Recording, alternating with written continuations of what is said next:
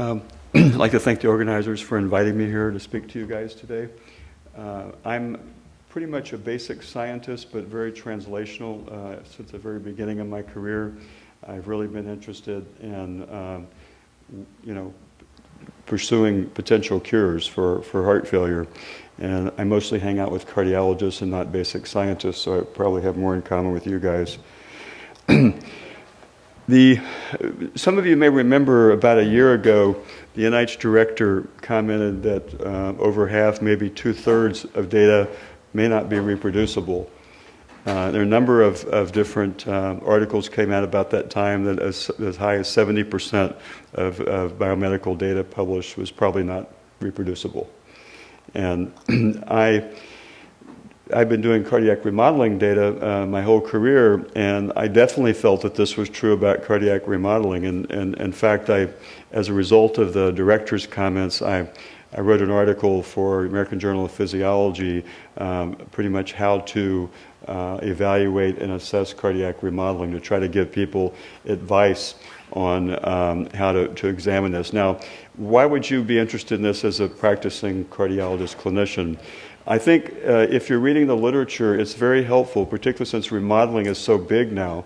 It's very helpful to know what data are true or not, to really kind of be able to have a little fundamental understanding, particularly with all these claims that we have now that stem cells are producing myocyte hyperplasia and things of that sort. I can pretty much look at any of those papers and see the data are flawed. But my postdocs can't. They come in there, hey, this is amazing. They made myocytes proliferate. And I said, no, let me look at that. No, it's not true.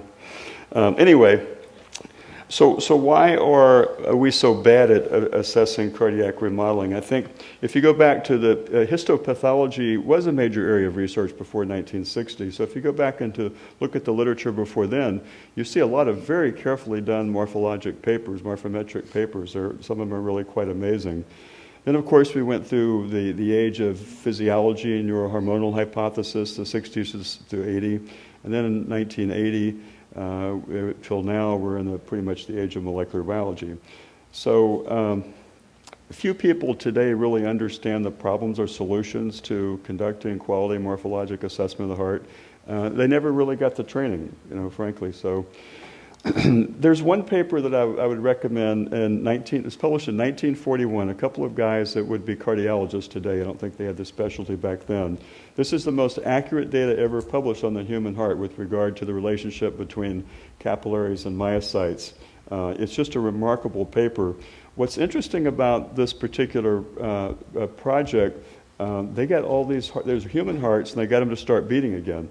They got the hearts out within less than an hour and perfused them with Ringer solution and managed to get these hearts beating again before they then processed them for quantitation of capillaries and myocytes.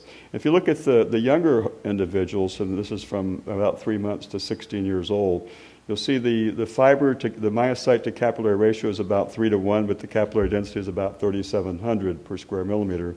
In adults, you'll see that the capillary density is about the same, 3,300, but you have a 1-to-1 ratio of fibers to capillaries. That's because the myocytes get bigger and bigger and bigger from the time you're born. There's hypertrophy of myocytes during postnatal growth. But so it's really the proliferation of capillaries that's happening during postnatal growth. But what they also reported in these pathological human hearts, for the first time, there was a reduction in capillary density in hypertrophied hearts. These are probably mostly pressure overloaded hearts. So the capillary density went down to about 2,500.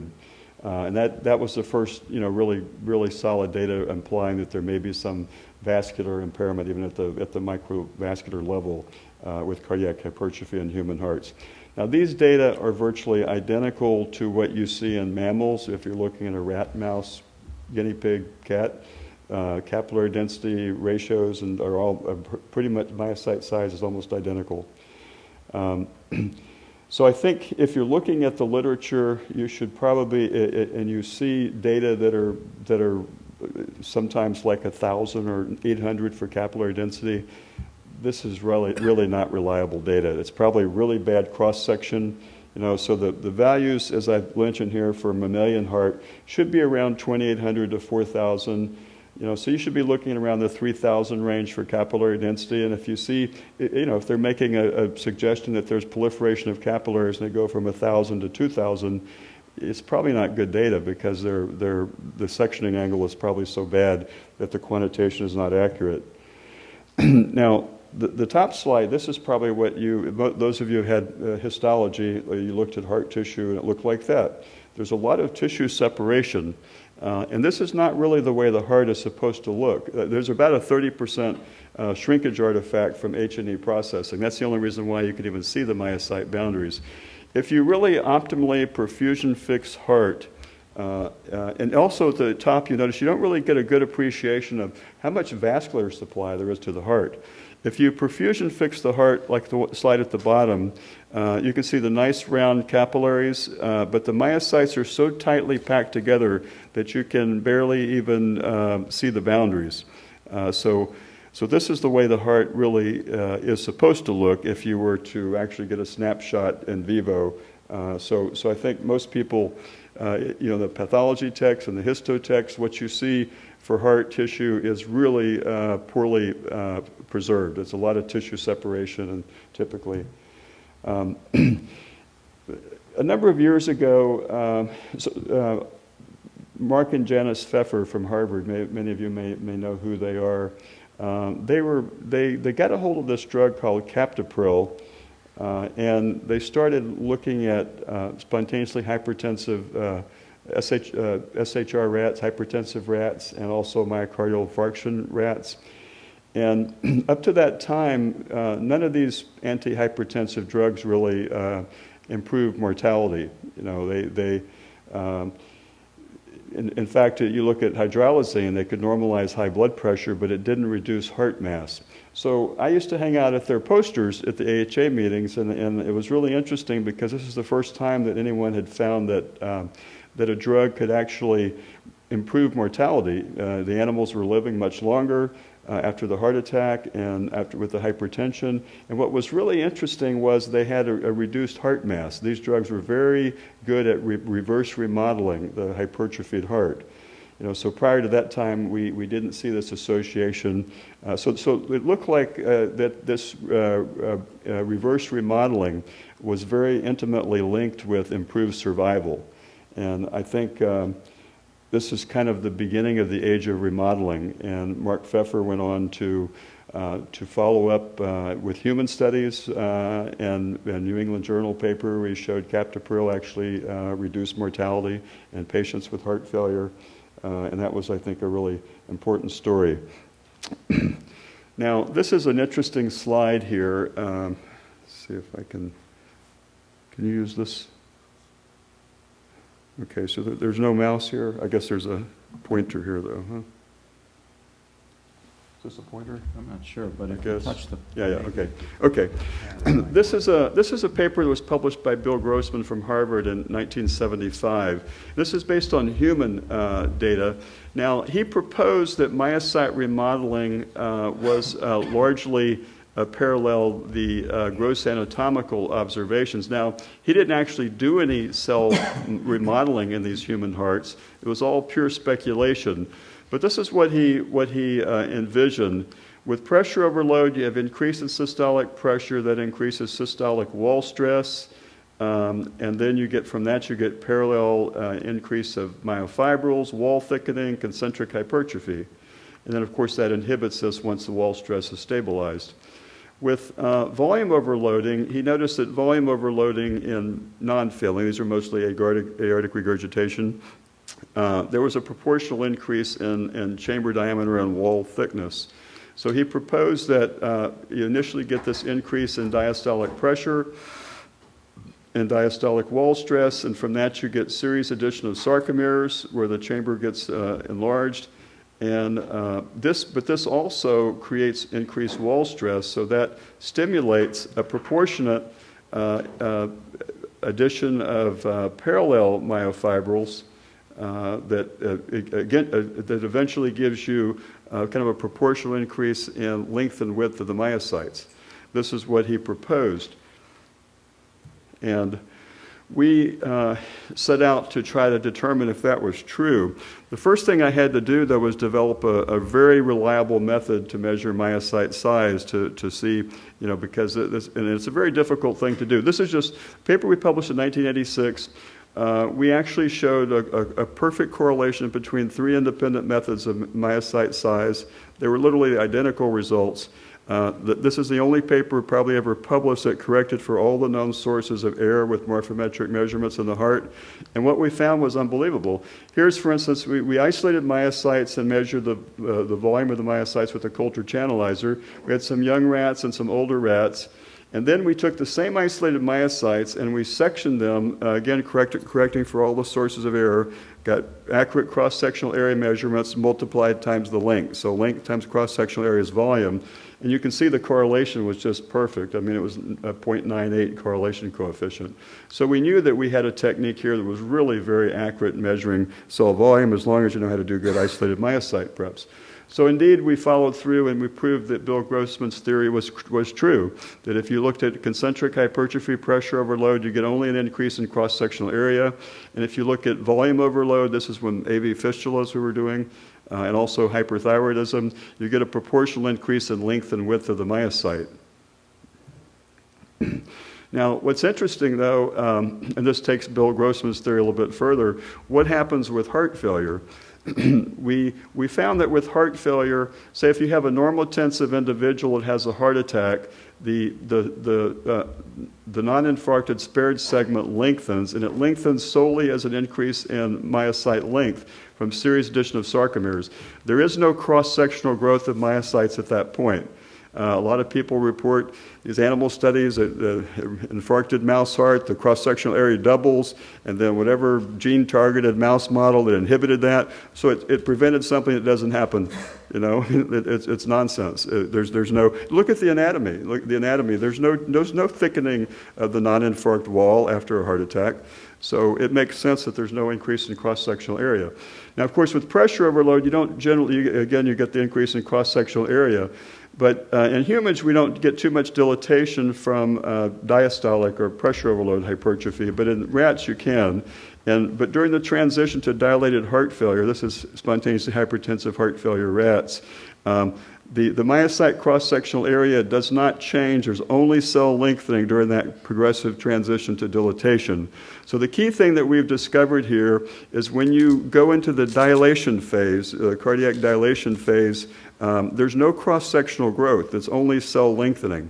And that's why you get this relatively, increased chamber diameter wall thickness ratio. It's because of excessive myocyte lengthening. And we also looked at, to follow up on some of Mark Pfeffer's stuff, it wasn't clear if you could actually reverse remodeling in heart failure. So this study we published in Circulation, my lab was one of the first labs to get a hold of AT1 blockers. And we showed, these are myocytes from spontaneously hypertensive heart failure rats, gigantic myocyte end-stage dilated heart failure. And we treated them with this AT1 blocker or ACE inhibitor. It reversed the myocytes literally back to normal values. This is the first demonstration ever that heart failure, end-stage heart failure, may actually be reversible at the cellular level back to normal. Now, of course, these animals didn't have much fibrosis, so there was a lot of live tissue, live myocytes. But that was kind of phenomenal when they had real high renin-angiotensin activation too, so the AT1 ACE inhibitors were very good. It was precisely targeting what the cause was. But this is, I think, very encouraging to know that that's possible. Eccentric hypertrophy, many of you have heard this term over and over again. It's often used interchangeably with dilated heart failure, but this is not where the term originated from. Eccentric hypertrophy essentially was used to describe volume overloaded heart. When you have a huge volume overloaded heart, you have your diaphragm here, so the heart can't go that way. It's already pointed to the left, so it becomes more eccentric to the left. So eccentric hypertrophy is the term. The term originally developed because the heart becomes eccentric from the midline with this large dilated volume overloaded heart. It has nothing to do with anything else. Most people don't even know that. I think the terminology leaves a little bit to be desired there, because we talk about eccentric hypertrophy interchangeably with heart failure. That's not originally what it was meant to be, and it was really describing a compensated volume overloaded heart, which has proportional increase in chamber diameter and wall thickness before it becomes more dilated. So probably we should be saying compensated eccentric hypertrophy and decompensated eccentric hypertrophy. Those might be better terms, in my opinion. Now, here's one of those examples of things in medicine. If somebody says it enough, oftentimes it can become true, whether or not it's been proven to be true or not. This is a good example of one of those kind of things. If you listen to a world's leading expert on heart failure talk about cardiac dilatation and heart failure, they say myocyte slippage. There's no evidence for that. In fact, it doesn't even make sense. If you go back to this study, this was actually a very famous paper in 1960 by Linsbach, and he's showing this concept of myocyte slippage. Here you see like 6 myocytes across the wall here and only 3 myocytes across the wall here. They're all shaped like pencils. And he shows, so what he's showing is that the myocytes are slipping past each other, so that's why you get the dilated thin wall change with. But this is not the way myocytes are. In the same exact review article, the very next figure, he shows myocytes, this is a different concept, as they actually are. See all the cross branching? How does this myocyte slip between here? How does the myocyte slip between here? There's all this cross branching. So he knew what the anatomy looked like, and it's amazing to me that he could actually write this review and explain this concept over here with using myocytes. This is like skeletal muscle. This is not cardiac muscle. There's no branching here. That's the only way you can actually describe this side-to-side slippage, and there really is no evidence for that. This is just a scanning EM I did of human heart when I worked with the heart transplant program at the University of South Florida. You can see here, how does a myocyte slip between here or between here? There's all this branching here, and there's a branch right here, another branch right here. So how do these myocytes actually laterally slip between each other? I don't see how it can physically happen, and there's no evidence that actually shows that happens. So now I'd like to go over just a little bit of basic information to try to help you sort through whether or not you should be believing what's going on in this particular article. Some advice that I'd like to give with regard to really assessing morphology a little bit more accurately. The key thing is the heart breaks down very, very rapidly. You have to fix it very quickly to avoid autolysis. And if it's a diseased heart, it probably is breaking down even faster, particularly an ischemic heart, it's probably breaking down even faster. So it's very important to try to get the heart fixed as quickly as possible. It's good to arrest the heart in diastole. You can use potassium chloride and then perfuse it with cold isotonic buffer. Now, if you're going to the key thing is to keep it cold if you want to try to preserve the structure. Now, if you want to look at, you could perfusion fix with glutaraldehyde. Of course, that would not allow you to do things with the rest of the heart. So often, or you can immersion fix in cold. What most people do, which was what we do typically, we isolate the hearts, mostly in our rats and mice, and perfuse them with this isotonic cold, keep it cold, and then you can cut it up and freeze some, and the rest you can use for fixation. But the key thing is keep it cool. You need to avoid immersion fixation of fresh cut tissue. The worst thing you can do, and I'll show you a picture. I got some pig hearts, so I was really excited to get some pig hearts for research. And what they did was they just cut the fresh heart out and cut the pieces and dropped it into room temperature formaldehyde. That is the worst thing you could possibly do to fix heart, and the tissue was just not even usable. What happens when you do that, you get this hypercontraction of these myocytes, the contraction bands, where sarcomeres are like about 0.1 when they should be like 2. So they're way out of the realm of physiologic lengths.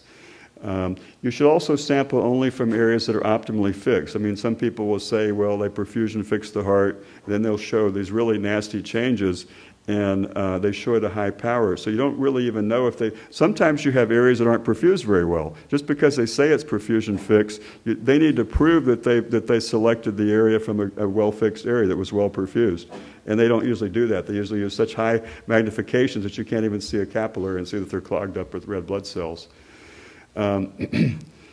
And also, I think you should be leery of electron micrographs that show this myofibrillar, mitochondrial changes. You can actually get that in normal heart if it's not fixed rapidly enough, and I'll give you some examples of it. Now, this is what a really well-fixed heart looks like. That this is actually, we stain the capillaries here with the immunofluorescent, and you can see they're nice round capillaries throughout. The myocytes are a little bit lightish brown here, but this would be, and these are some arterioles that were stained with alpha smooth muscle actin. So this would be an example of a pretty good piece of tissue that you could use for morphometry. Certainly get good accurate capillary density data. Now here's that pig heart I was telling you about. And you can see these really dark areas here. These are all contraction bands. And you can see this waviness here. This is a normal pig heart. And, you know, you look at, in pathology texts, they teach you that this waviness here is an example of infarction.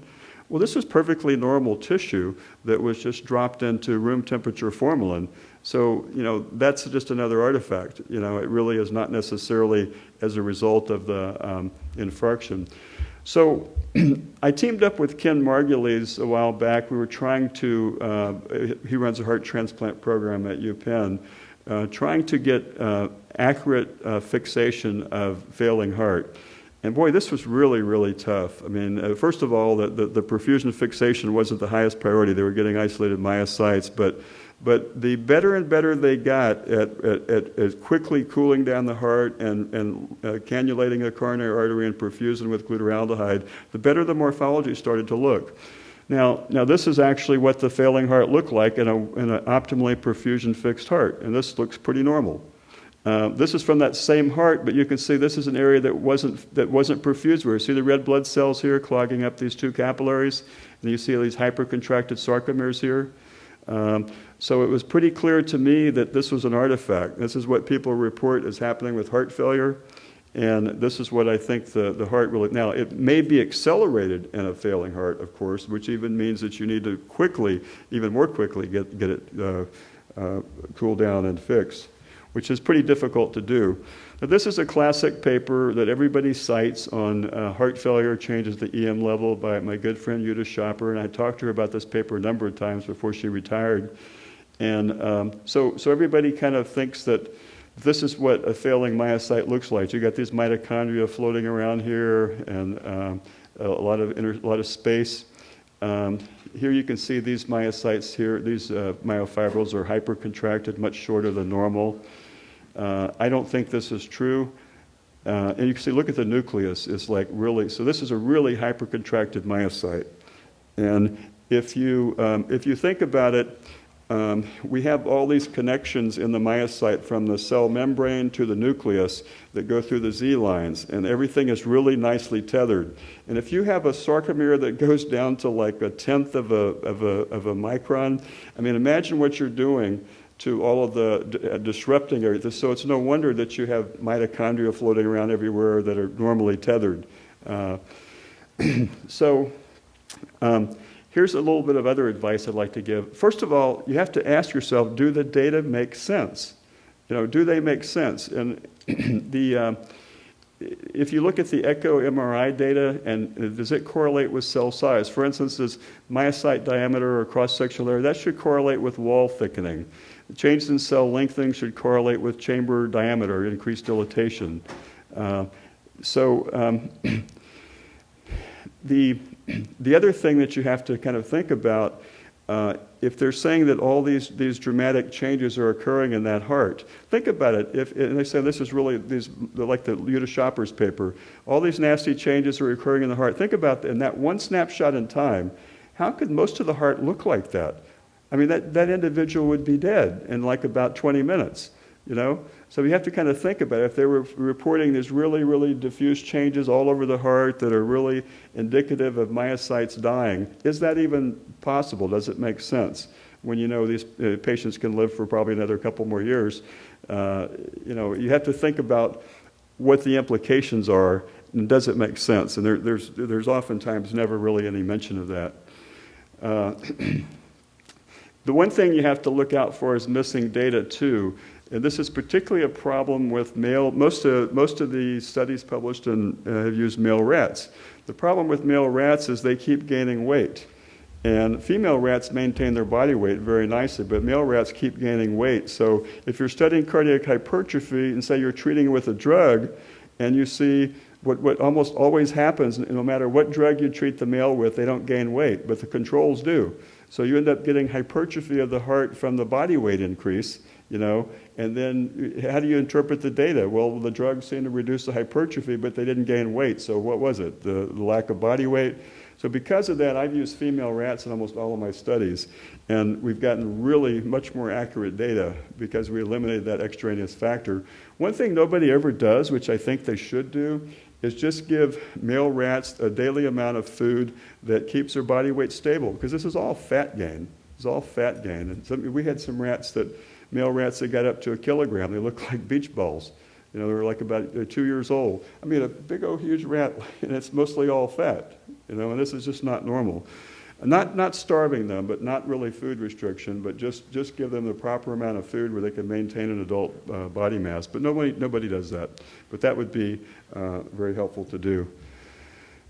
So we published this paper a few months ago, How to Improve the Overall Quality of Cardiac Morphometric Data. If you want to read a little bit more about this, I think the more you learn about this, it would be helpful when you're looking at remodeling data. And there's a whole lot of claims these days about stem cells or causing myocyte proliferation in adult hearts. And oftentimes they'll say, well, the heart's slightly increased in size and the myocytes are smaller.